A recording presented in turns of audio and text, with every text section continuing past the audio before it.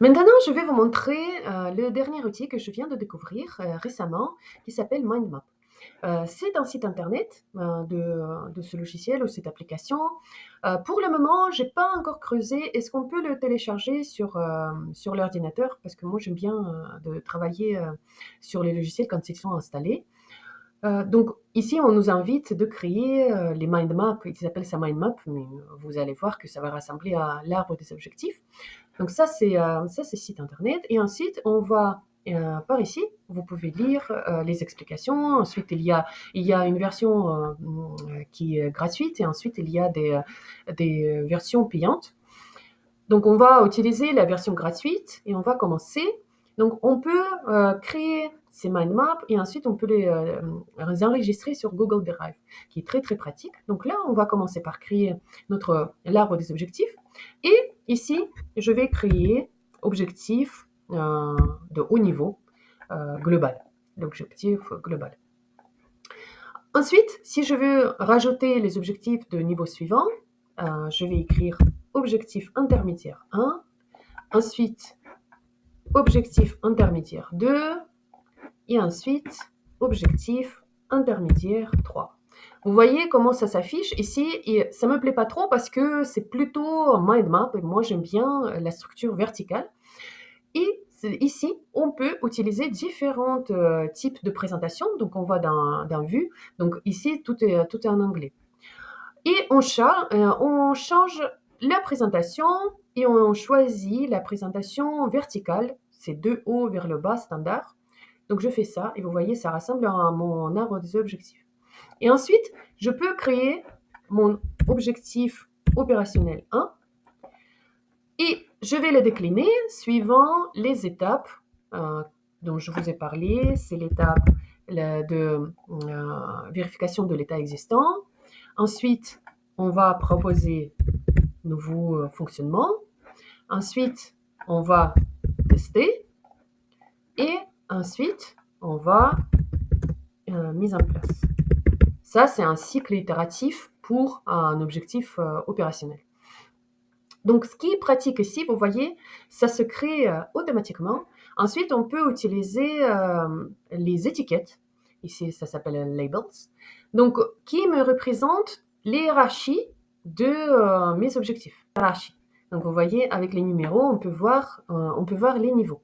Donc, et je peux les enlever facilement. Et ensuite, une autre fonctionnalité qui est très très pratique, vous vous souvenez, dans PowerPoint et dans Xmind, on devait colorer les cellules ou les formes à la main. Ici, pour un niveau, oui, on doit faire à la main, mais il y a plus d'automatisation, je vais vous montrer. Pour ça, il faut qu'on affiche le menu sur le côté et le menu sur le côté de progrès. Donc, je ne vais pas aller dans plusieurs menus parce qu'il y a le menu pour les activités et aussi pour les tests. Ça dépend dans quel cas usage vous allez utiliser. Donc, on ira ici. Moi, je préfère les couleurs et vous voyez, j'utilise normalement 3 couleurs, ça me suffit. Si vous souhaitez d'utiliser plus de couleurs et plus de statuts, parce que mes statuts sont pas commencés, en route et fait.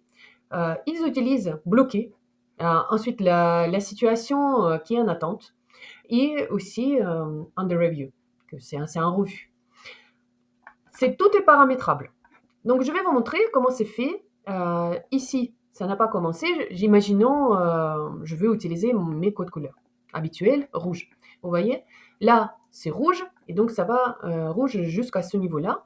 Si cette activité, je l'ai commencée, donc tout mon arbre, le statut de tout mon arbre, il est en route, parce que j'ai déjà commencé quelque chose.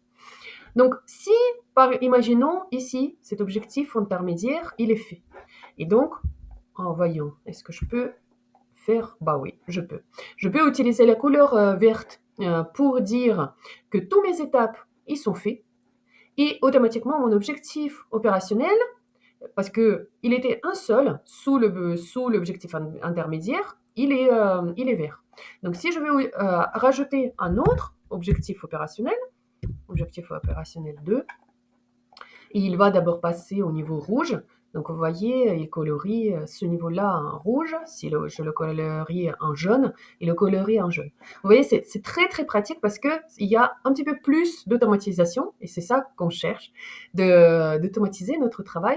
Ensuite, d'autres fonctionnalités qui sont très pratiques, on peut utiliser les notes. Ici, j'écris brièvement, mais j'aimerais bien laisser les notes pour me souvenir qu'est-ce que j'ai pensé. Donc je peux mettre les notes. Et je peux même attacher ici des documents.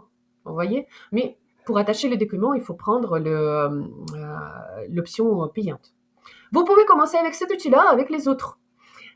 Passez à l'action, testez l'arbre des objectifs où vous allez me dire est-ce que ça vous convient ou pas. Maintenant, c'est à vous.